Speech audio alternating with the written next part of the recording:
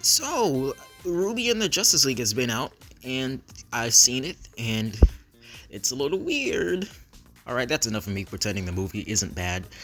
But I'm still stuck sitting here wondering who this was for. There was no one beating down the walls at a DC because I don't think people know where that building is, and there was no one, asking even online for more Ruby X Justice League content. Demographically, it doesn't make much sense to me because Ruby fans, are usually in their teens or early 30s, between that age range. And Justice League fans are fucking wizards old enough to remember the 90s. And I don't think these wizards are going to be too keen to watch something but these weirdo anime girls in this empty land. And for younger people, we generally don't give a shit about the Justice League because the movies sucked, and we really only watched the Teen Titans, which would have been a better crossover. Ignoring that, let's get into what makes a crossover fucking cool, and that's having shared elements between the two, franchises or whatever.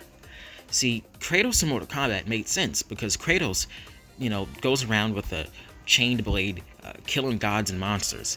And Mortal Kombat setting has gods and monsters, and Scorpion uses a spear, which, it's not a sword, but close enough. Another crossover I liked was Mario Rabbids, which are both cartoon-ass franchises, so when you put them together, it makes what could have been a pretty boring strategy RPG game turn out to be pretty fucking neat. Another good crossover was Tokyo Mirage Sessions, Sharp FE, and by the title you can tell that it's some anime garbage, which ended up working out pretty well because fans of Fire Emblem and SMT are both fucking ghouls. What's important about these three crossovers I just brought up is that they share similar settings and themes, a similar style, and a similar fan base. Ruby X Justice League doesn't do this.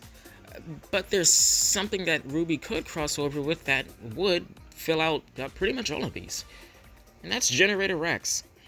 Rex is a badass. He has giant robotic weapons coming out of him. He's a teenager. He dresses normally like how Ruby characters used to.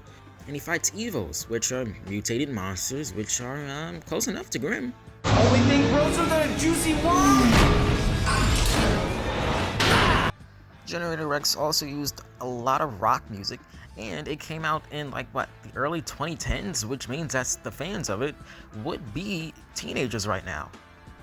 And I know the elephant in the room is that, well, it's a dead series. Nothing has happened with it.